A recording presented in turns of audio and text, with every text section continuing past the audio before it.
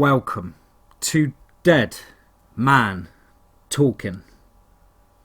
Come with me as we step into the deep, dark forest of fear, and let us pray that we see sunrise in the morning.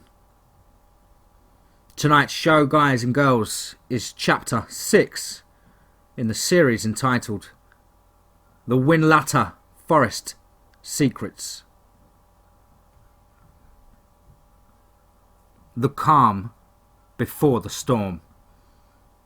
Let's get straight into that. The world will not be destroyed by evil, but by those who watch without doing anything. Albert Einstein.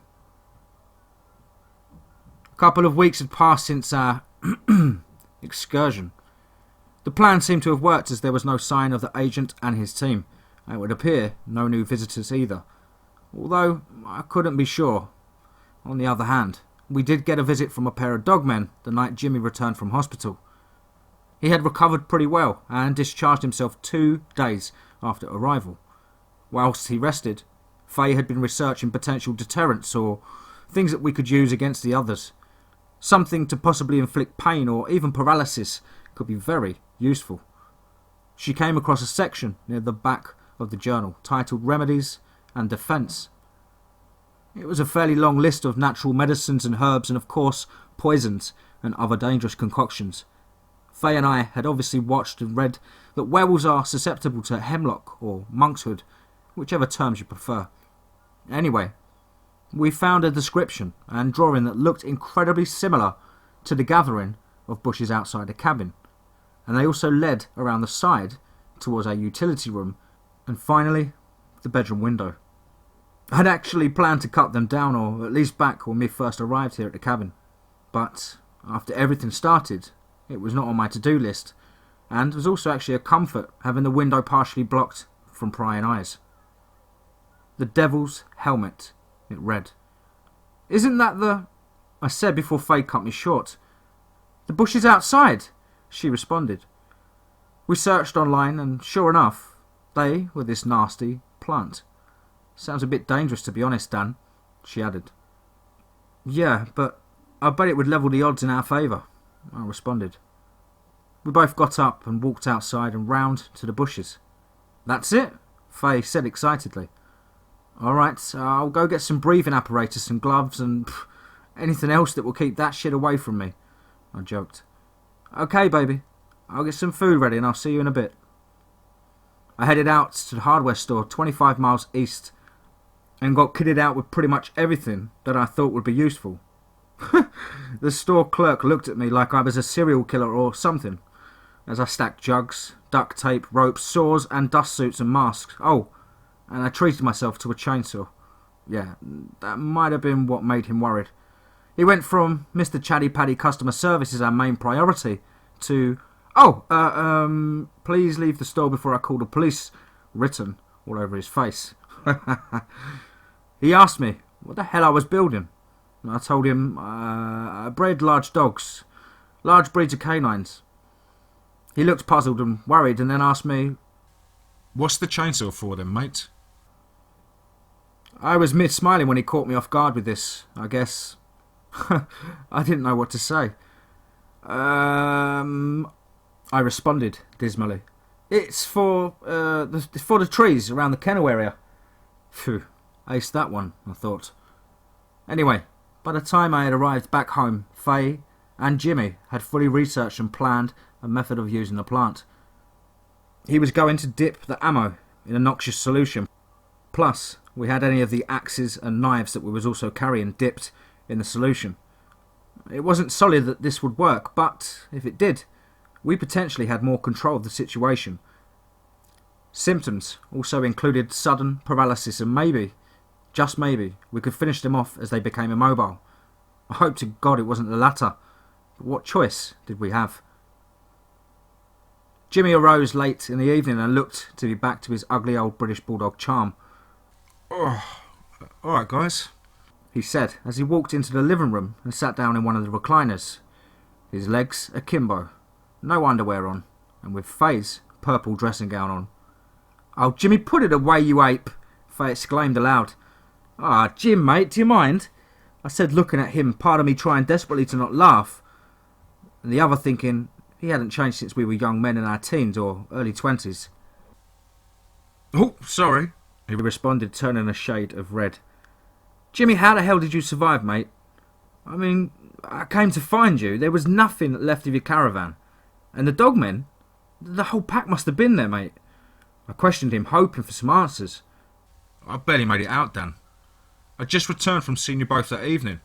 I was laughing to myself about what you'd said around the dinner table, and as I made my way to the caravan, I guess I never noticed him, or he was just that quiet, but I started to get ready for bed. Well, as soon as I turned the lights off, shadows flashed past every window, but it was just so quick, you know? I thought it was the alcohol, or just that I was tired. I was just turning over and getting comfortable in bed when I looked up at the skylight. It was dark, like pitch black, as if zero light could get through. And then it moved. As it did so, it turned, and in the night's ambient moonlight, the moon lit its face up, enough to make out details. Its eyes caught the moonlight and twinkled or shone back a glow of red. I froze instantly, Dan, as it leaned down closer and stared straight at me, slowly, with its mouth and lips curled up and back to reveal a cold killer's sinister grin. It wasn't curious. It was hungry, as its eyes made this menacing glare that shot through my very soul. Thick drool dripped and dropped from its jagged teeth onto the skylight. The trailer rocked and a dull, heavy thump emitted from behind my head outside. It was soon followed by a loud tearing noise as claws met the flimsy fiberglass shell of my caravan. You could hear each step it took. I lay there. I was too scared to move. All rational thought was gone from my mind, trying desperately to find an appropriate response to this monster before me. Another thump came from the other end of the caravan, and I followed the sound of the footfalls with my eyes around my side and down along the wall in front of me. Then it dawned on me. It was heading for the door. Without warning, the door was ripped from the trailer and cold night air rushed inside. I was up before it had finished ripping the door and grabbed my shotgun, letting off 2 shots through the ceiling and then grabbing my knife. I began to reload frantically, but there was no time, Dan. The second its head came through the door and looked at me, I stabbed violently up through the bottom jaws and its head, killing it instantly. Thank God. However, the monster on the roof was now beginning to try to rip through the skylights, and the gunshot had made light work of the thin roof. Plus I was now rendered momentarily deaf, as a loud ringing was all I could hear. From behind me, another crashing sound as one of them charged the trailer, almost knocking it over. I was sure, Dan, that I was dead. I was a dead man right then, as the skylight finally gave way and a pair of huge arms and clawed hands thrashed wildly, trying to grab the collar to my top or my head. I cut at its hand pretty bad and it yelped, just like a dog, in response. Another crash, and the caravan tipped up and over, sending me flying out the door. I landed face down and arse up in a huge puddle. The force of the impact completely broke the frame of the caravan and it forced in on itself. I had to act fast and I got up and made a break for the trees, Dan. As I took 5, maybe 6 steps, another creature stepped out of the tree line in front of me. Oh God. It looked straight into my eyes, Dan. When I looked back at its, they glowed yellow. I mean, not like they were coloured yellow. They literally glowed yellow. Anyway, it stepped forward, and I turned right to then see the 2 who had attacked me were now up and focused on me again. I was boxed in. Sheer rock was to my left, and these monsters surrounded me. I began screaming at them, and I thought, nothing else will work now. This is it. And then the one from the tree line clocked its head to the side while still slowly approaching me. The 2 behind started to emit this rumbling growl and then hissed at each other. Then all 3 ran at me without thinking. I ran for the smallest of gaps between these thundering giant wolves, or hybrids, or whatever they are. "They're called Dogman, Jimmy, mate," I added, before I realised how unimportant that was at this time. "Sorry, Jimmy. Carry on, mate." I said with a red face. Yeah, well, I made a break for it and I could see another 2 dogmen emerge from the tree line in front, now joining the solitary one. I heard the other 2 dogmen grunt and then hiss. More to the point, they had stopped coming at me and slid to a sudden stop in the wet, muddy ground. I didn't care why or what and continued running with my knife towards the thick brush at the edge of the tree line. The persistent ringing noise was now subsiding as from behind me and my now left I heard branches snapping as howls cut through the cold dark night ambience. A low rumbling crested the breeze. It was then that I noticed a number of dogmen appear from both groups and a standoff began. The ones closer to me engaged with each other as the rest all ran from various trees and brush. I was about 20 feet from the tree line myself when a massive dogman jumped out of nowhere and landed in front of me. I realised then that I had lost my shotgun in the panic. I swear, Dan, my heart stopped for a whole 5 seconds. I felt my knees weaken. I'd never been so terrified in all my life. It snarled at me and I spat at it. It was disgusting. If I was going to die, I told myself that this fucker was going to lose an eye, so he remembered me at least. He growled at me and I screamed at him, a war cry, and told him to come on, let's have it then. It happily accepted my offer and ran at me, mouth wide open, ready to take a bite out of me. I managed to duck the first swipe of its dirty long black claws as it wildly slashed at me, and I sank my blade into its abdomen 3 times. But then its other hand slashed me down my back with a long stroke. Turning around, Jimmy lifted his top and the hospital dressings to reveal a series of 4 deep claw marks that ran the entire length of his back. "Oh God, Jimmy!" cried Faye at the gruesome wounds. "Yeah, it's pretty, ain't it?" responded Jimmy. "Oh yeah, so anyway, I nearly collapsed from the pain, but I managed to respond beautifully, and I jammed my knife into his lower back. My knife ran through him like butter as I felt it hit his spine, and there was this crunch. His legs gave way immediately. Unfortunately, they gave way with him collapsing on top of me. The sheer weight was unbearable, and it instantly started to sink his teeth down and into my legs, biting over and over. The pain was intense, and I was losing this battle. Not just the battle, but also my consciousness. I was going to die. I was desperately grabbing and clawing at anything to get away, but the wet mud and this monster's weight halted any progress. It slowly stopped and started to sniff up my back until it was right in my ear. Its hot, rancid breath unbearable, and again I could see the drool dropping down next to my face in the mud. It growled, and it sounded so sinister. It then bit down on my shoulder, and then suddenly the bite released and the weight lifted. Puzzled, I turned myself over onto my back, expecting to be killed any moment. The rain was coming down in sheets in my face, a number of pools of blood now mixing in the puddles around me. As I turned and looked up, I see another large dogman standing at least 8 or 9 feet tall, pitch black in colour. It stood with its long arms extended, holding my would-be ticket to death dogman up in the air by its throat, and then snapped its left forearm in one attempt. It then ripped at the wounds to its abdomen, and within seconds the creature's intestines and other organs fell out all over the floor and myself. A spray of breath, blood and spit, and no doubt bits of my legs and shoulder, flew into the air like a valve on a gas tank being released. The moonlight captured it beautifully, I have to say. It dropped its lifeless hairy body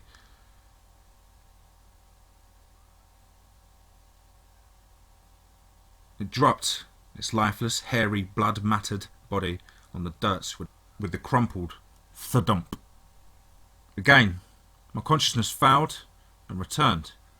When it did so, I was being carried through the forest. I could see this magnificent fight of nightmare creatures going toe to toe, getting further and further away. And then again blackness took over. Then I came round again and I was in an underground tunnel, I guess. It was cold, dark, and there was the sound of scuttling bugs echoing around me. I tried to free myself, but the blood loss was too great and I slipped into unconsciousness for a final time.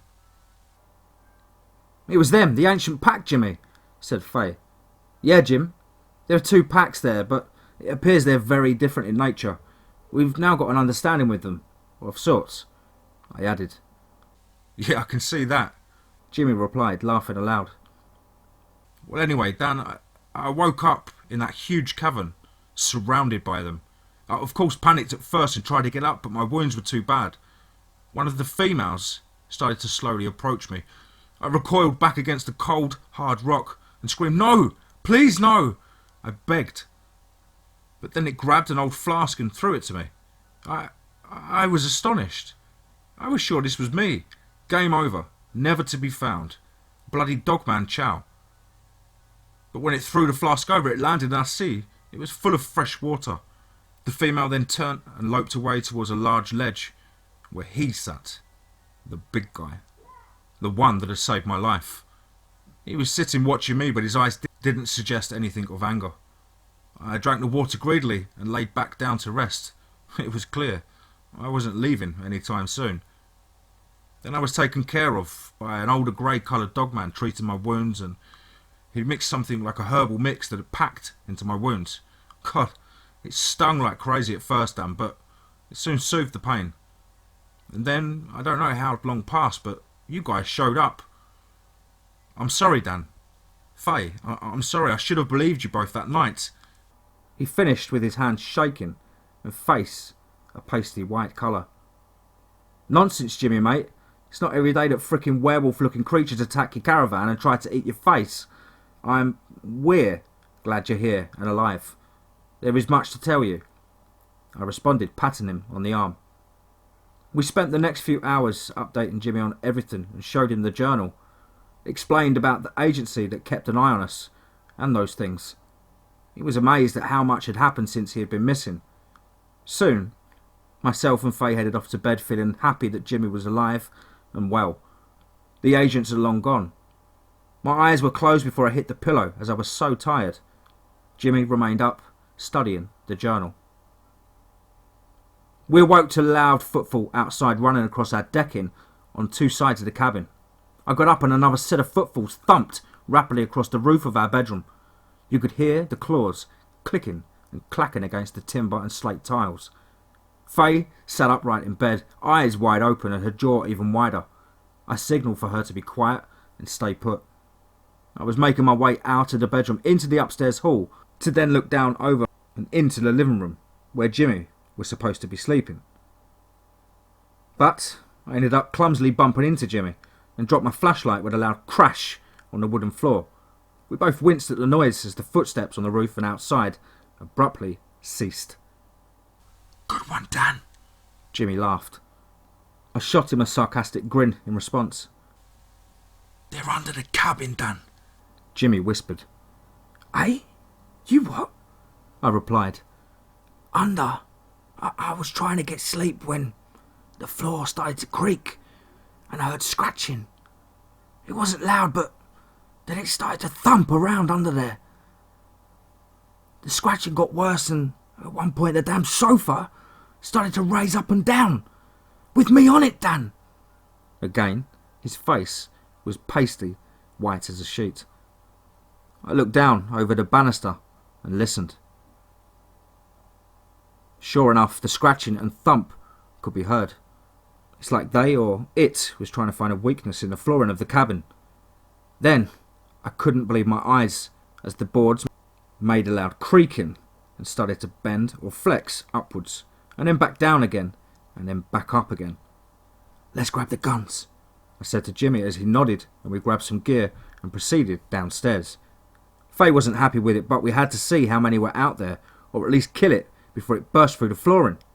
I made my way to the bottom step, and just as I touched the ground floorboard, a rush of chaos exploded outside and under our feet. Dark shadows dashed across the decking and the windows onto the gravel drive and back into the forest. That was too easy, I said. Yeah, I agree, something's not right, replied Jimmy whilst making his way to the window, peering out from behind a curtain. I followed suit to the opposite windows, peering out to pitch dark and a cold early morning. Sunrise was at least 2 hours off. It took maybe 2 minutes for my eyes to adjust, but when they did, it was shocking to say the least. Animals everywhere. Hanging from the trees, the roof, draped over our handrail on the decking, blood smeared all over the windows and walls. Soon, the smell of death and decay hit us, and we guessed that more carcasses were laying underneath our feet, under the cabin. Decapitated heads of sheep and goats with their tongues ripped out, staked haphazardly on the fence and decking.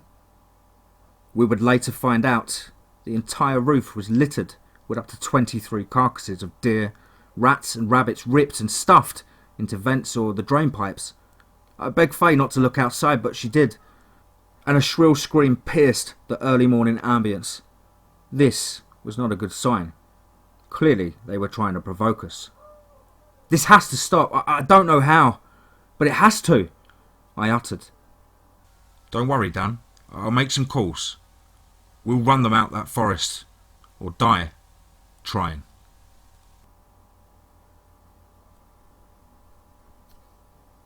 Wow. Hope you guys enjoyed that short chapter there. I did want to put some more together, but it's just been too much of a busy schedule this week with the year anniversary. Of course, please do let me know down below what you thought. As ever, do get involved. This is an interactive series. Comment below on what you feel or think should happen next in the finale. I'm going to write a really long and action-packed, gruesome and intense finale for this series. As ever, please do like and share. Thank you so much for all your support, and a big welcome to all the brand new subscribers. Last time I checked, girls and guys, it was 4,450 subscribers and family members. Don't forget to check out the Facebook private group, DMT's Cabin in the Woods. And above all, remember, if you're going into the forest, hiking or camping, keep your wits about you. And remember, be safe, not sorry.